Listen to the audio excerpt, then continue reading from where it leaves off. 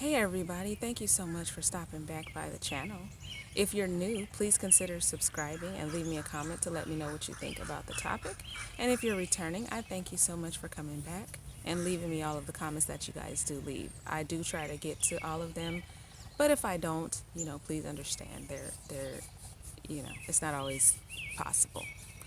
But I wanted to let you know before I get into the topic of this video that every Sunday is when I will be releasing a new video about my journey. So it'll be talking about anything from what I dealt with as a witness to after I left to, my journey.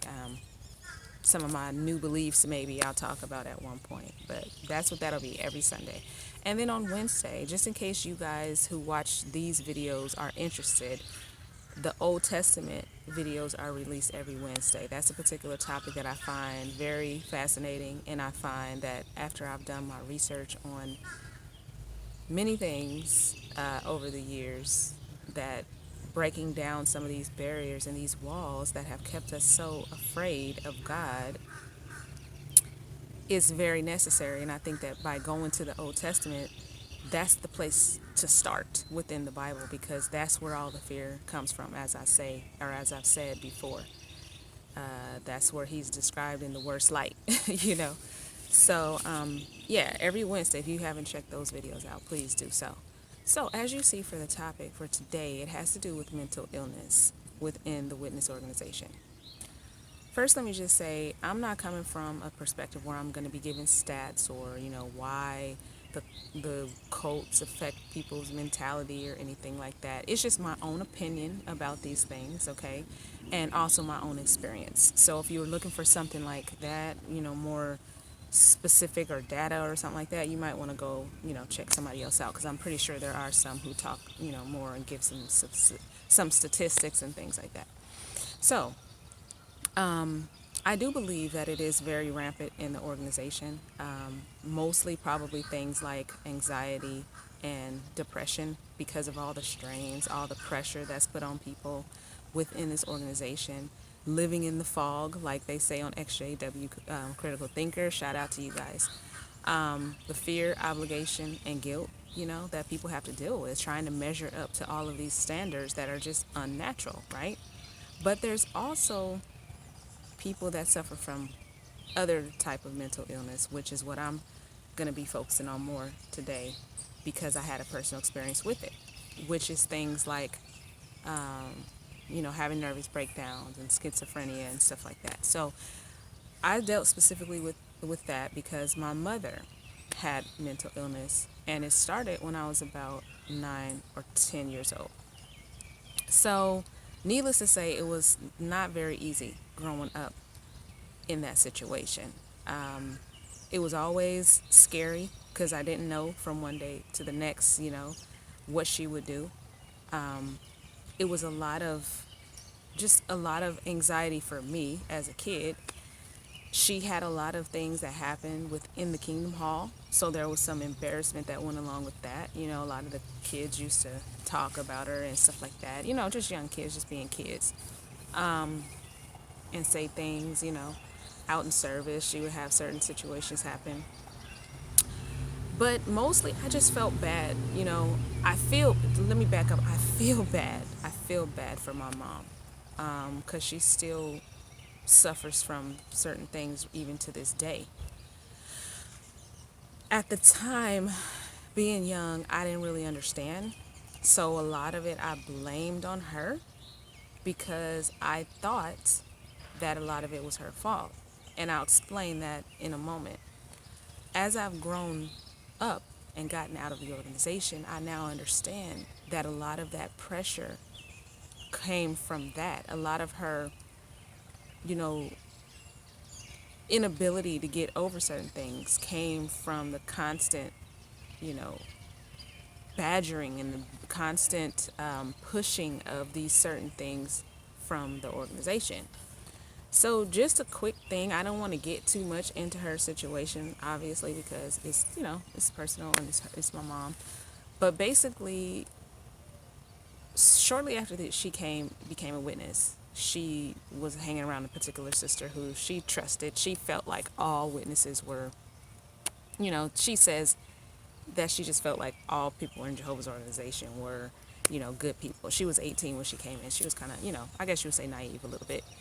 And she got around the sister. They went out in service. She seen the little questionable things with this sister, but apparently she didn't take it seriously. And then so one day the lady or the sister went on a return visit. My mom went with her. And it ended up not being a return visit. It ended up being a palmistry shop. Okay. So basically it was a house, and the lady had a palm reading place or room in the back of her house. So my mom stood in the living room and was feeling uncomfortable, of course, as you know, because of all the fear that's instilled in us about demons and Satan and all that stuff, right? And so the sister had went into the back to go get her palm read, and my mom was waiting out in the front, okay? And so then apparently the person who did the palm reading came out, and my mom asked her, well, how do you think you're able to read a palm or something like that? And so she showed her palm. She was holding out her hand while she was asking the question, and apparently the lady, was like explaining it, telling her this is how this works. You use these lines, and these lines mean this XYZ, right? And somehow she inadvertently gets her palm read. Apparently, this is how she tells the story, but this is what led up to everything. So this is why I'm telling you guys this. So she gets her palm read, and all of a sudden something happens. She gets into this blackout state. She can't move. She's sitting in the chair, can't move. She's screaming Jehovah, all of this stuff. She can't get out the house. And the next thing she knows, when she recovers from that blackout state, she was in some situation in a different place, and she did something that she wasn't supposed to do. Okay, that's all I'm going to say. The point of that is some years later is when she had this particular nervous breakdown that she had and this anxiety attack. And in that situation, she was screaming about demons and the devil and all that stuff. So years later, I found out this particular story that I just told you in a nutshell. But at the time when it happened, I didn't know what was going on. So she had this experience. She felt like she sinned against Jehovah, and she never forgave herself. This contributed to her mental illness. There was one psychologist or psychiatrist that she went to that happened to be a Jehovah's Witness. Years later, after going through many, she found this particular one, and she told them her story. And this is how that kind of came to the light, that her holding on to this and not realizing that Jehovah actually forgave her is contributing to what's perpetuating her mental illness. So I feel bad, for her, because the strain put on her by a religion that's simply run by man is what's causing her to have this situation. And she has to take all types of medicine. And she's definitely not the same person that she was before this happened. And I used to try to talk to her and tell her, Mom, Jehovah is forgiving, right? So why would you not forgive yourself? And she would have moments where she would be okay, but then she would fall back into her same mentality. And she was just never able to get over it. And I really feel like this is a silent epidemic that many people suffer from within the organization. My mom's situation was pretty known because she had situations that happened while she was at the Kingdom Hall or out in service. But a lot of people suffer from this, and they don't talk about it. And because witnesses have this thing where they don't want to go see doctors, it keeps it going, And for my mom, it took a while for her to go see a psychologist. It took them a very long time to finally do it. And that is ridiculous. But it had to do with the way that they think when it comes to doctors that, like your psychological health. And they think that if you just pray to Jehovah, if you just are faithful, if you just go out in service enough, this will heal your psychological issues. And that is just not true at all. So as a result of that, me and my brothers grew up with a mom that was pretty disconnected, not only from reality, but also from us. Also from us. And I definitely blame the religion and the strain of that on her condition developing in the first place. Because, first of all, fear can actually contribute to you manifesting something in your life or in a situation. I'm not saying that what happened to her when she accidentally, got caught up in that situation, that it wasn't real. But I just wonder in the back of my mind, if she wasn't a witness and didn't have this fear of it, would that have happened that way? I really cannot say. I know that in the video I did a couple weeks ago about apostates, demons, and churches, I talked about the overwhelming feelings of anxiety that I would feel when I would just simply walk by a church. And that was because the fear that was instilled in me about a church being haunted or having demons in there and all that stuff, right? But it didn't, because once I left the organization, I went in a church and nothing happened. Nothing happened. So, again, I'm not saying that her situation was completely just self-inflicted, but I'm saying that I believe that it possibly was contributed to by this fear. And then on top of that, once she made the mistake that she made, she just couldn't forgive herself. She couldn't forgive herself. And that's the problem with this whole situation. Being so instilled in us that we're so sinful as people, as humanity, that we just have to keep asking for forgiveness, and we just have to keep begging for it, and we have to just, and especially as witnesses, a lot of other people that are Christians believe that, you're saved by grace, right? And Jesus just, that's all you got to do, have faith. And it's a lot more simple.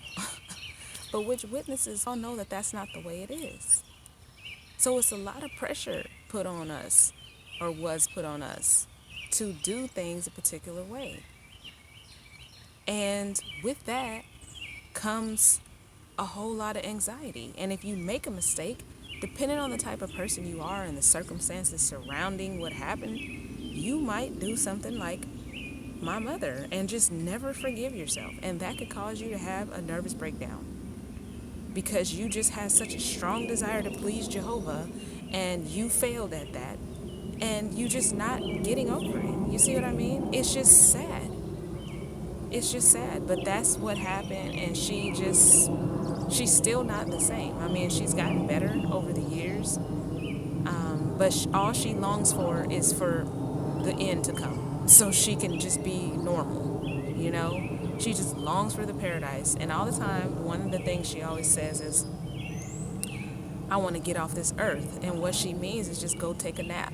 She just wants to take a nap, because it's just so much pressure on her. And she always reflects on that experience. And it's just sad. It's just sad.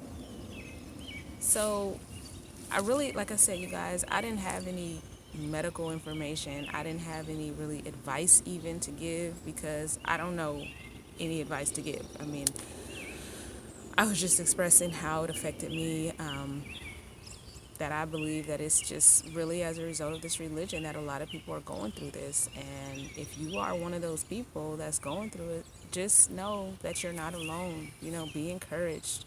Try to find a community that you can be a part of if you need help. You know, don't go into a depression if you yourself have left, because and then being afraid of Armageddon and letting that cause anxiety in your life. Don't do that. Just make sure that you talk about it and don't hold these things in. So anyway, you guys, I hope that you enjoyed this video, and I hope that it might have helped at least someone out there. Thank you so much for watching, and I look forward to seeing you on the next video. Have a great day.